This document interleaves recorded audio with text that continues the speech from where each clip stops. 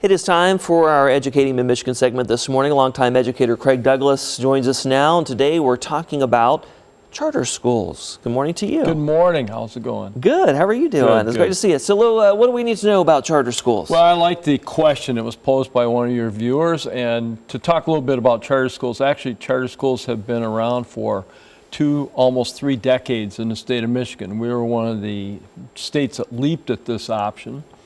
And charter schools are also known as PSAs, or public school academies. And that's my first talking point, Matt. Charter schools are public schools. Even though some charter schools are called academies, which kind of has an implication of private, sure, they are public. They are funded very similar to traditional public schools. Well, with that said, what makes them different? Well, there are many differences, and we could probably spend the next hour and a half, 2 hours talking about them. And I'm not trying to say one's good or not good, but there are distinctions. The biggest distinction probably is in governance. So I was superintendent of schools in Carlton, a traditional public school. Our school board members were elected every 4 years. So public school academies, their board members are appointed and approved by the authorizer. In many cases, not all, but many cases, the authorizers are higher education institutions. I was at Saginaw Valley State University after I retired from K-12, and I worked in the charter school office there. At that time, we had 21 PSAs that we oversaw as a part of our role as authorizer. So I hope I'm making it clear.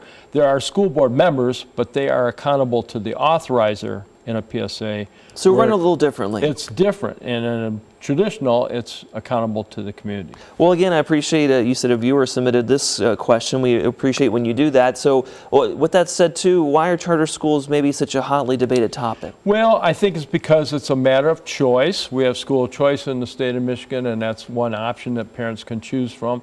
One of many options. There are still private schools, there are online schools, many other topics we could delve into.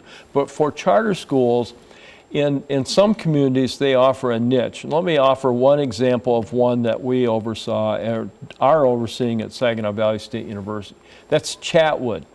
Chatfield Academy is in Lapeer. Very unique. They have pairs. They have 2 sections of kindergarten, 2 of first, 2 of second, all the way up through 8th grade.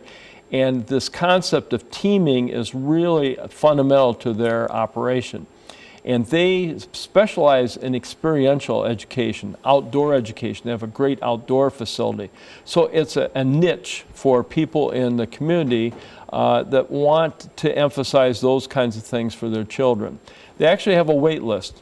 Oh, I'm sure, flipping back to public schools and Lapeer Public Schools or Carlton, if we have enrollment fluctuations, we have to accommodate those. In a public school academy, they can actually define how many students they're going to take. So it's one example of a very positive, unique approach to education. Well, hopefully that clears things up for folks who are curious about charter schools and how they work. Again, still public, but run a little differently. Thank you for that answer. It was really in-depth there. As always, if you have any education-related questions you'd like Mr. Douglas to answer for us, you can email us, goodmorning, all one word, goodmorning@abc12.com.